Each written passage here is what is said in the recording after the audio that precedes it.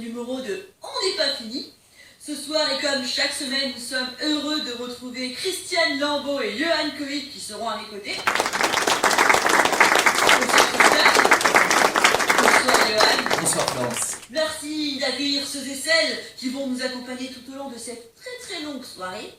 C'est un musicien à succès primé à l'Eurovision. Il compte des millions de disques vendus partout dans le monde. Il est devenu un des artistes les plus emblématiques de la scène internationale.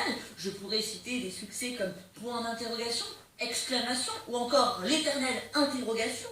Il sera en tournée un peu partout dans le monde entre 2020 et 2021. Montréal, Montpellier, Differdange. Et il nous présentera son nouvel album, Absurde.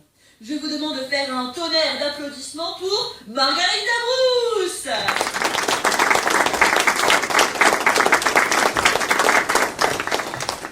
Bienvenue Margarita. Merci. Accueillons maintenant une auteure et une illustratrice à succès. Elle est connue dans le royaume des tout-petits pour les aventures de son lapin Concon et de sa lapine Coconne. Elle a aussi prêté son pinceau pour le film Au secours les chasseurs de David Goya. Elle nous revient avec un nouvel album illustré aux éditions Aïe Édition. Concon nous apprend à devenir propre, avec le titre Maintenant c'est toi qui te laves. Je vous demande d'accueillir Émilie Louise. Bienvenue Madame Louise. Je sais que Margarita Brousse avait vraiment envie de parler avec vous, chère Émilie, parce qu'il adore les lapins et a une passion pour le papier molletonné. Oui, ce sont vraiment deux choses qui me remplissent Et d'émotion. vous, très chère Émilie, je pense que vous avez déjà eu l'occasion d'écouter quelques titres de notre musicien du soir, n'est-ce pas? Oui, tout à fait. Et en plus, ma préférée, c'est Interrogation. Parce que quand je l'écoute, j'ai la sensation d'être en osmose avec mon lapin Concon. Vous êtes vraiment une femme de goût. Ouais, je dois avouer que... Enfin, c'est une introspection, en fait, vous voyez. Je suis vraiment en Oh, osmose. rien que ça, on ospose avec un lapin. Eh bien, dis donc, mes chers co-animateurs, la soirée risque d'être intéressante, hein. D'ailleurs, je tiens à signaler à nos téléspectateurs que c'est votre première sur le plateau de On n'est pas fini à tous les deux. Oui, merci de nous faire passer le cap, Florence. Merci de me déflorer. Enfin, je veux dire du plateau. Attention, Émilie, votre langue a touché peut-être, non? Non, ma langue, elle a pas fourché. Non. Oh, vous m'avez caché cet humour, chère Émilie. Cette soirée s'annonce jouissive. Mais impossible de commencer cette émission sans avoir une pensée pour ceux et celles qui sont seuls à être confinés et qui n'ont pas un service premium à un service pornographique et qui ont sans doute terminé toute la programmation de Netflix. Et bien entendu, je ne peux pas ne pas évoquer la carte des contaminés où nous avons aperçu cette remontée magistrale des États-Unis. Saluons nos amis américains et bravo à eux. Votre budget est aussi pourri que celui de l'Europe. Alors, Trump, un truc à ajouter? Alors, je me demande, Christiane et Johan, nous avons envie d'avoir votre avis sur ces résultats. Johan Coït, peut-être? Non loin de moi l'envie d'être politique, mais il est vrai que le monde est un peu confiné scatotiquement, comme le dirait Céline. Voilà. Oh, quelle belle figure de style, dis donc. Je m'en connais bien, la Johan. Et vous, chère Christiane, votre avis? Bon, c'est une carte, c'est des graphismes et c'est des couleurs. Nous sommes d'accord, non? Oui, mais... Bah, la carte était très différente de d'habitude et son visage a changé. Et on ne l'avait jamais vu comme ça, c'est-à-dire toute arrogance s'était envolée, avait disparu. Et il y avait, je sais pas, justement, il y avait quelque chose, et il s'est passé quelque chose pas seulement pour Trump, mais aussi pour le pays. Je sais pas, c'est juste mon avis. Voilà, je n'ai pas envie de rajouter. Oui, grande Émilie, Christiane, bien sûr. Oui, Émilie, vous avez quelque chose à dire? Oui, Christiane parlait de cartes, de graphismes, de couleurs, de Oui, Émilie, merci pour ce soulignement. Margarita, peut-être? Oui, moi, en fait, tout ça, ça me remplit d'émotions. Vous voyez, c'est... Ah non, pas du tout, non. Mais vous savez, je suis rarement interrogative. Hein. Nous n'allons pas commencer un débat maintenant, car nous aurons tout le plaisir de débattre juste après. Et maintenant, il est temps pour moi de rejoindre mes invités. Démarrons avec un petit peu de musique. Voici l'extrait intitulé Boom de l'album Absurde de Margarita Brousse.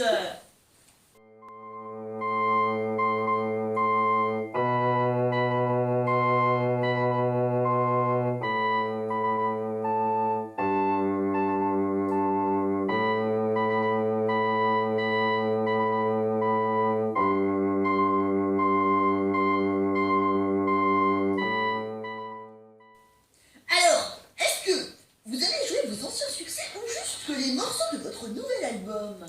Peut-être que oui, peut-être que non, peut-être que peut-être, enfin, je ne sais pas, vous voyez, c'est... Voilà. Non, toujours pas, toujours pas. Christiane, est-ce que vous connaissiez Margarita Bruce? Pas vraiment, je savais que vous existiez, bien entendu. J'avais jamais écouté un album, etc. Mais en fait, j'ai été surprise parce que j'avais une image qui n'était pas exactement celle-là. Il y a certains morceaux que j'ai bien aimés, particulièrement le morceau La Fuite. Je sais pas, on retient quelque chose de vous. Il y a quelque chose qui passe de vous. On se dit que vous n'êtes pas seulement un produit, vous transmettez des choses de vous, donc ça c'est toujours intéressant. Oui, Christiane, j'ai essayé de mettre tous mes sentiments, toutes mes émotions dans cet album. En fait, c'est moi entièrement, vraiment, j'ai tout mis, vous voyez, c'est... Une introspection. Une introspection, totalement, c'est ça. Ah oui, cet album, c'est... Je rejoins Christiane, il est vrai que vous vous livrez comme vous ne vous êtes jamais livré, chère Margarita. Hein. Il y a beaucoup de vous dans ce nouvel opus. Je pense d'ailleurs à votre titre Mycose. Je dois avouer que même cette rythmique m'a un peu surprise. C'est beaucoup plus intimiste, suave et je dirais même électrisant. Oui, c'est très, très humide, vous voyez. Non, toujours pas. Alcoolique peut-être. Alors j'ai toujours une crainte dans cette séquence qu'on en parle par la suite plus que de Poutine en Syrie ou que du Covid. Donc je vais être très prudent et j'ai rarement le dernier mot avec les musiciens. J'adore ce que vous faites. En fait non. Je ne savais que vous alliez pas aimer, Monsieur Coït. Détrompez-vous. Je l'ai trouvé fort agréable. Hein. Oui, je sens l'ironie. Oui, entre deux albums de Billie Holiday, on peut vous écouter, mais au-delà. Christine parlait de produits, j'ai la sensation que vous êtes la propre parodie de vous-même, en fait. Sans tous ces artifices, personne ne vous écouterait. Est-ce que vous avez besoin de tout ça? Sans votre côté loufoque, personne n'achèterait votre musique. Bien sûr que si, parce que ma musique, en fait, c'est la musique du futur. J'invente la pop du futur et j'invite les gens à faire transpirer leurs émotions et voilà, à lire comme en fait, vous pensez qu'on pourra l'acheter plus tard, quoi. Bien sûr que non. C'est du futur, mais maintenant, il faut l'attraper, la saisir au vol. Oui. Alors, je crois que vraiment je l'ai loupé. Hein. C'est vraiment peut-être pas dans mon domaine, mais je pense que j'ai... loupé votre album et... Un acte manqué sans doute, hein. Oui, si vous le dites. Oui. Voilà. Après, il fallait vraiment le saisir au vol. C'est ça. Merci pour cette analyse, chère Luane, qui ne regarde que vous. Christiane? Oui, je ne suis pas forcément aussi intransigeante que mon acolyte, mais je dois avouer que quand j'ai écouté votre album, je me suis posé la question d'une certaine forme de parole, vous voyez? Je comprends pas bien parce que c'est une musique sans parole en fait, donc je comprends pas. Oui, voilà, c'est ça. C'est un mode de communication à travers un triste mouvement sonore qui nous indique la souffrance de votre enfance. Alors, moi, je me suis posé cette question. Est-ce que derrière votre son, est-ce qu'il n'y a pas une forme de violence? Est-ce que vous ne cachez pas une forme de violence parentale, même une violence sexuelle, que vous aurez vécu et que vous revivez au travers de votre son, vous voyez? Non, là je ne comprends pas parce que j'ai eu une enfance heureuse, donc bon voilà, je comprends pas, mais si ma musique peut libérer la parole, ça... Libérer la parole? Oui. Non mais de quoi vous parlez? Non, la parole ne se libère pas, là, nous sommes dans l'humain. Non, excusez-moi Florence, mais là je me sens offusquée, je vais aller dans ma loge parce que là ça ne va pas du tout, non. Non, franchement je ne sais pas. Non mais qu'est-ce que vous voulez dire en fait? Que je ne libère pas la parole dans mes ouvrages, c'est ça? Hein? C'est ça? Non mais vous avez qu'à dire aussi que je suis raciste aussi tant que vous y êtes. Non, là pour moi c'est pas possible. Non, stop. Là c'est stop. Je vous dis, c'est stop. Je le redis encore et je le redis. C'est stop. Non mais là, j'ai même envie de balancer un verre. Christiane, ne le prenez pas comme ça. Je ne pense pas que Margarita voulait dire quoi que ce soit en rapport avec votre propre souffrance. Non, là je comprends vraiment pas. Là c'est... Voilà. Désolé, bref. Vous pouvez retrouver Margarita Bruce en tournée à partir de la fin du Covid 2020 et jusqu'au début du Covid 2021, un peu partout dans le monde. Et vous pourrez acheter son nouvel album Absurde chez tous les bons disquaires. Merci Margarita Bruce. Merci Florence. Nous allons un peu alléger toute cette tension et revenir en enfance avec le nouvel ouvrage de Émilie Louise. Maintenant, c'est toi qui te laves. Émilie, s'il vous plaît. Oui, alors Non, s'il vous plaît.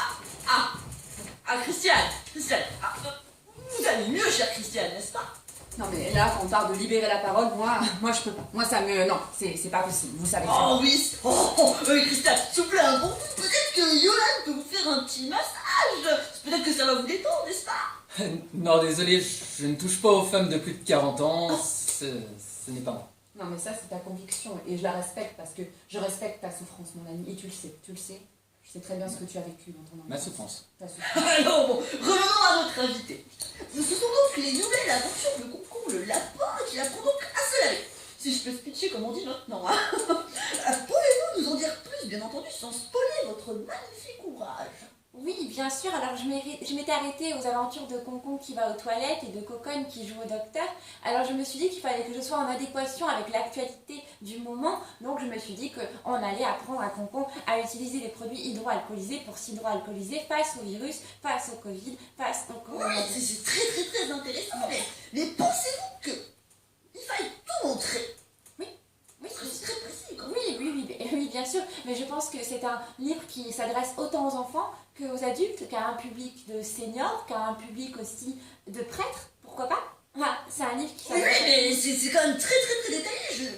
Je suis peut-être devenue une vieille conne, enfin, je sais pas. Alors, Johan, votre avis, s'il vous plaît. Alors, chère Florence et chère Émilie, je vais essayer de détailler mon analyse critique et littéraire en 2 points. Chère Émilie, ne me coupez pas quand je prends la parole, je vous ai écouté, maintenant c'est mon tour, comme le dirait Patrick Bruel. Donc, en premier lieu, je suis évidemment pas un spécialiste du dessin, mais j'ai le goût du trait, comme le dirait le conte du Graal. Et je dois avouer que vos illustrations m'ont bluffé. Le pénis du lapin est à son apogée, vraiment. Et en fait, je vois beaucoup de Dubout en vous. C'est ensuite au niveau stylistique et du roman, c'est aussi plat que la poitrine de Christiane, si je peux me permettre. Le nombre de pages est ridicule et bien loin de là, votre histoire finalement ne marche pas. Je n'ai pas ressenti l'excitation en fait du lapin. Toujours très cisaillé vos critiques, hein. Christiane. Bon, il y a des pages, il y a des mots, il y a des illustrations, c'est un livre, n'est-ce pas? Oui. Je pense.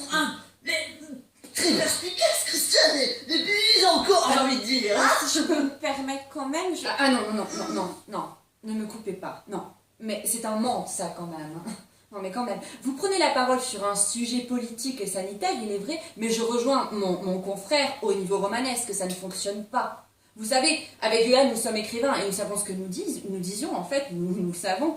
Mais votre intrigue est certes louable, mais on n'y croit pas. Le lapin a une verge énorme, il a un rouleau de papier WC énorme et il porte un sac. Non mais pourquoi cet anthropomorphisme? Enfin, je veux dire, autant aller vers le réaliste. Vous savez, les enfants ne sont pas bêtes. Hein. Non, je trouve que l'idée est bonne, mais comme la plupart des écrivains du moment, vous ne prenez pas assez de risques, tout simplement. Oui, Christiane a raison. Soyez plus réaliste en fait. Sade, lui, avait du style. Vous avez le trait. Alors, soyez Sade, tout simplement. C'est... Peut-être une réponse, n'est-ce pas?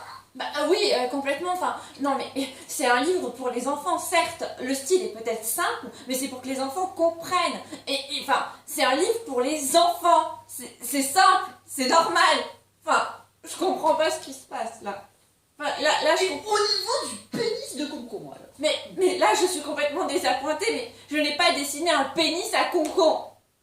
Enfin, j'ai pas fait. Oh, Émilie, vous plaisantez ou quoi? On ne voit que ça.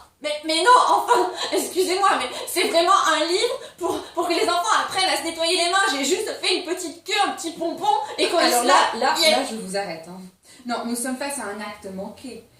Ce qui transparaît dans votre analyse, c'est les péchés de la luxure et de l'envie. Nous sommes tous d'accord sur le plateau, donc nous avons raison et vous vous trompez. Oui, tout à fait. Votre livre, en fait, est un peu comme une perversion sucrée. Vraiment. Comme un bonbon. On sent que ce n'est pas bon, en fait. C'est...